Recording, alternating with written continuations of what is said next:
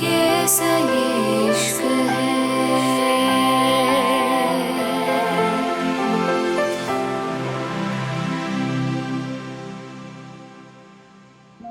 मुंबई जन्नत विला रात होते ही मुंबई रोशनियों से नहा जाता है और यही चीज मुंबई को खास बनाती है। कहते हैं मुंबई सोता नहीं है।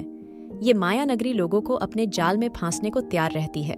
शायद ये बात सही भी थी, लेकिन सिर्फ अमीरों के लिए, क्योंकि अमीरों के लिए तो ये माया नगरी जन्नत थी। उनकी सारी खुशियां इसी शहर में आ बसी थीं। मुंबई के महंगे क्लब होटल्स रात को ही अपना रंग बिखेरते थे। इस इतने बड़े मुंबई शहर में था जन्नत विला, जिसकी खूबसूरती लोगों की आंखें चकाचौंध कर देती थीं। कितने एकड़ में फैला जन्नत विला देखने वालों को अपनी ओर आकर्षित कर ही लेता था। दूर दूर तक फैला हरा भरा गार्डन, बीच में बना सफेद खूबसूरत मार्बल का विला, वहीं चारों तरफ पहरा देते गार्ड जिनको चुन चुन के लाया गया था, क्योंकि पुष्कर शेखावत अपने उसूलों के पक्के थे। आखिर कौन थे ये पुष्कर शेखावत? जन्नत विला से इनका क्या मतलब था? आखिर है क्या ये जन्नत विला? चलिए फिर बिना देर करे जानते हैं। शिवाय शेखावत मुंबई के जाने माने बिजनेसमैन जिनका डायमंड का कारोबार है। इनके यहाँ की ज्वेलरी दुनिया भर के अमीर घरानों में जाती है। शिवाय सिंह शेखावत के दूसरे भाई रुद्र शेखावत, जो कि बहुत बड़े बिजनेसमैन हैं, इनकी वजह से आज शेखावत इंडस्ट्रीज काफी ऊंचे मुकाम पे है। दोनों भाइयों की जिंदगी काफी खूबसूरत है और वो खूबसूरती है इनकी बीवियों से। शिवाय शेखावत की बीवी मन्नत शेखावत, जिन्होंने उनको 2 खूबसूरत बेटे दिए थे और उनके साथ उम्र भर का साथ निभाया था। रुद्र शेखावत की बीवी वीना शेखावत, जिन्होंने उन्हें एक प्यारी सी बेटी और बेटा दिया था, जो इस परिवार की नींव संभालने में इनके साथ थी। और अब इस परिवार का होल्ड जिसके पास था, जिससे इस परिवार का पत्ता पत्ता डरता था, और वो थे पुष्कर शेखावत, जिनकी बीवी जन्नत शेखावत स्वर्ग से धार चुकी थी और अपनी बीवी की याद में उन्होंने महल का नाम जन्नत विला रखा था, और ये दोनों इनके ही बेटे थे। शादी के 3 साल बाद वीना शेखावत ने एक खूबसूरत बेटे को जन्म दिया था, जिसका नाम रखा गया था ईशान शेखावत, जो अपने डेट के साथ बिजनेस संभाल रहा था।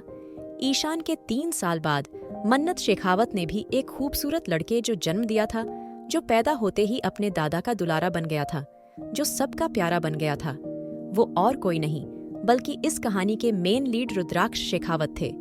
रुद्राक्ष शेखावत, जो अब अपने भाई के साथ अपना बिजनेस संभाल रहे थे, और अपने भाई ईशान से 3 साल छोटे होने पे भी शेखावत इंडस्ट्रीज को एशिया की बेस्ट कंपनी बनाने में इनका सबसे ज्यादा योगदान था। रुद्राक्ष शेखावत एक वर्काहॉलिक मैन, जिसके पास पैसा पावर हर एक चीज थी, जिसके लिए पैसा ही सब कुछ था, जिसके लिए प्यार शब्द एक्सिस्ट ही नहीं करता था। इन सब के बाद रुद्राक्ष शेखावत एक अमीर और बिगड़ैल बन गया था। पुष्कर शेखावत, जिनका होल्ड पूरे परिवार पे था, वहीं रुद्राक्ष के लिए उनके दिल में सॉफ्ट कॉर्नर था, जिसकी वजह से खुद रुद्राक्ष हर वो काम करता था जो कि सब लोग मना करते थे। वो आवारा बिगड़ैल लड़का बन चुका था। प्यार और मोहब्बत से उसका कोई नाता नहीं था। गर्लफ्रेंड बनाना और पार्टीज करना उसका शौक था। लड़कियां उसके आगे पीछे नाचती थीं, और इस चीज का फायदा ही रुद्राक्ष उठाता था। रुद्राक्ष के बाद उसका छोटा भाई वीरेश, जो कि रुद्राक्ष से अलग था, वो थोड़ा सॉफ्ट हार्टेड और अच्छा इंसान था। वीरेश कॉलेज में पढ़ता था, और सबसे छोटी फलक, जो कि ईशान की बहन थी, वीना की बेटी। लेकिन तीनों भाइयों की आंखों का तारा। भले रुद्राक्ष बाहर कैसा भी था, लेकिन अपने परिवार के लिए कुछ भी कर गुजरने को तैयार रहता था, और यही वजह थी इस परिवार की सुख शांति की। मूनलाइट क्लब, रुद्राक्ष कम ओनन बेबी, तुम कब से यहाँ बैठे हो? चलो ना डांस करते हैं, कितना काम करते हो? पूरी कंपनी तुम्हारी ही तो है, कब तक ये काम करोगे? ईरा की बात पे रुद्राक्ष ने अपनी नीली आंखें उठा के ऊपर देखा। रुद्राक्ष, जिसकी हॉटनेस से लड़कियां पिघलकर गिरती थीं, एकदम शार्प फीचर्स, नीली आंखें, आंखों में हर वक्त गुस्सा, हल्के हल्के बाल जो इस वक्त बिखरे हुए थे, उसके चेहरे से लगी हल्की हल्की बियर्ड जिसको छूने को दिल बेकरार हो जाए, उसका चौड़ा सीना, घोर रंग, खूबसूरत होंठ इस वक्त लैपटॉप में डूबा किसी कामदेव का अवतार लग रहा था। वहीं उसके आसपास खड़े उसके बॉडीगार्ड, जो किसी चील की तरह आसपास नजर रख रहे थे, रुद्राक्ष ने अपनी नजरें उठा के इरा को देखा और उसके चेहरे पर अलग से भाव आ गए। इरा जानती थी, पिछले 1 साल से वहीं रुद्राक्ष की गर्लफ्रेंड थी और उसका पूरा इरादा था रुद्राक्ष से शादी करने का। रुद्राक्ष अपनी आंखें सिकोड़ते हुए बोला, यस, यू आर राइट, काम तो मैं रोज ही करता हूं। इतना कह के रुद्राक्ष ने झटके से इरा को अपनी ओर खींचा और उसकी गर्दन में मुंह छुपा लिया। इरा की सांसें थम गई थीं। रुद्राक्ष उसके करीब नहीं आता था और जब आता था तो ऐसे ही पागल कर देता था। इरा गहरी सांस लेकर बोली, रूम में चलते हैं प्लीज, यहां नहीं। इरा की गहरी सांसें लेने पे रुद्राक्ष तिरछा मुस्कुराकर बोला, क्यों? मुझे किसी से डर नहीं लगता।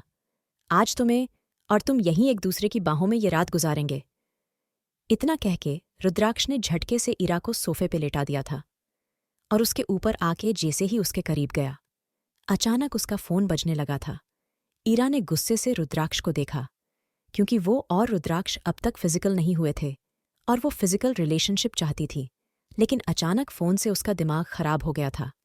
इरा गुस्से से बोली, उफ, तुम्हारा फोन। जैसे ही इरा ने फोन छीनना चाहा, रुद्राक्ष अपनी नीली आंखें इरा की आंखों में गड़ाते हुए बोला, अपनी लिमिट क्रॉस मत करो। इतना कह के रुद्राक्ष अपनी शर्ट के बटन बंद करते हुए बोल, कौन मर गया?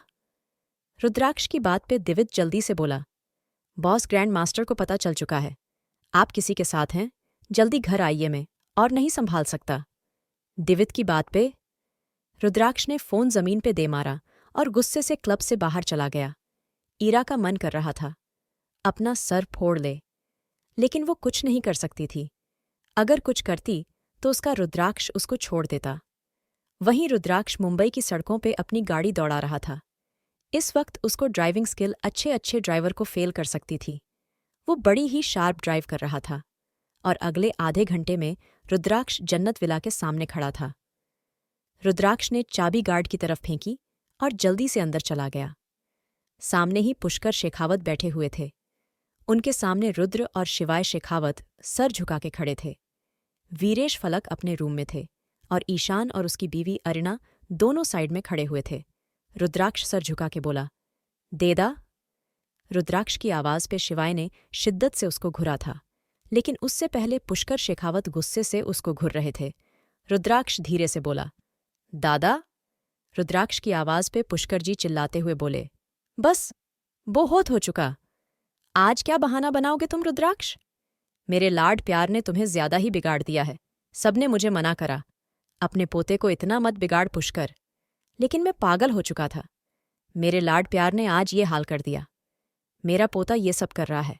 शिवाय और मन्नत, कल तुम दोनों मेरे गांव जाओगे। लड़की मैंने पसंद कर ली है, तुम्हें बस रस्म करके आनी है। अगले हफ्ते शादी हो जाएगी। इतना कह के पुष्कर जी रुद्राक्ष को घुर के चले गए थे। रुद्राक्ष की आंखें फटी की फटी रह गई थीं। रुद्राक्ष गुस्से से बोला, व्याट, दादा का दिमाग खराब है डेड। मैं कोई खिलौना हूं जिसकी शादी का इतना इंपॉर्टेंट फैसला वैसे ही ले लिया जाए? मैं ये शादी हरगिज नहीं करूंगा। दादा को समझा लीजिए, मैं ये शादी हरगिज नहीं करूंगा। इतना कह के रुद्राक्ष ने साइड में पड़े फ्लावर पॉट को बहुत दूर फेंक दिया था। उसकी इस हरकत पे मन्नत जी धीरे से बोली, फैसला हो चुका है और अब कुछ नहीं हो सकता। तुम्हें दादा की बात माननी पड़ेगी। रुद्राक्ष, तुम्हें पहले सोचना चाहिए था ये सब। न्यूज़पेपर में तुम्हारे साथ हर दिन नई लड़की होती है और दादा हर बार तुम्हारे स्कैंडल को संभालते हैं, लेकिन आज नहीं, आज जानते हो, उनके दोस्त ने तुम्हें वहां देखा है किसी लड़की के साथ। अपनी मॉम की बात पे रुद्राक्ष हंसते हुए बोला, ये मेरी लाइफ है, मैं कुछ भी करूं। आप होते कौन हैं मुझे ये बताने वाले? मैं पहले बता चुका हूं, मैं हरगिज ये शादी नहीं करूंगा। अगर आपको उस लड़की की जिंदगी बर्बाद करानी है तो शोक से रिश्ता लेके जाइए। इतना कह के रुद्राक्ष जिम की तरफ चला गया था और मन्नत जी सर पकड़ के बैठ गई थी। वीना जी धीरे से बोली, रुद्राक्ष, सही कह रहा है भाभी, वो लोग गांव में रहते हैं ना, उन्हें हमारे तौर तरीके पता। डेड उन्हें जानते हैं, उनके दोस्त की पोती है, वो क्या पता कैसी है। और रुद्राक्ष का गुस्सा हम सब जानते हैं, वो उस लड़की को कभी खुश नहीं रख पाएगा और ना वो लड़की हमारे घर आके रह पाएगी। आप डेड से बात करिए, हमारे बेटे की जिंदगी का सवाल है। वीना की बात पे मन्नत जी धीरे से बोली, शिवाय, वीना सही कह रही है। मैं रुद्राक्ष की जिंदगी किसी गंवार के हाथों नहीं पड़ने दूंगी। प्लीज कुछ करो। शिवाय गहरी सांस लेकर बोले, फैसला हो चुका है। तुम्हारे बेटे ने ये रास्ता चुना है और अब उसको संभालना भी होगा। सुबह निकलना है, सो जाओ। इतना कह के शिवाय जी चले गए थे। आखिर क्यों हो रहा है रुद्राक्ष के साथ ये सब? किसके साथ होने जा रही है रुद्राक्ष की शादी? क्यों ये शादी नहीं करना चाहता रुद्राक्ष? जानने के लिए पढ़िए जुनूनी इश्क, शादी या डील।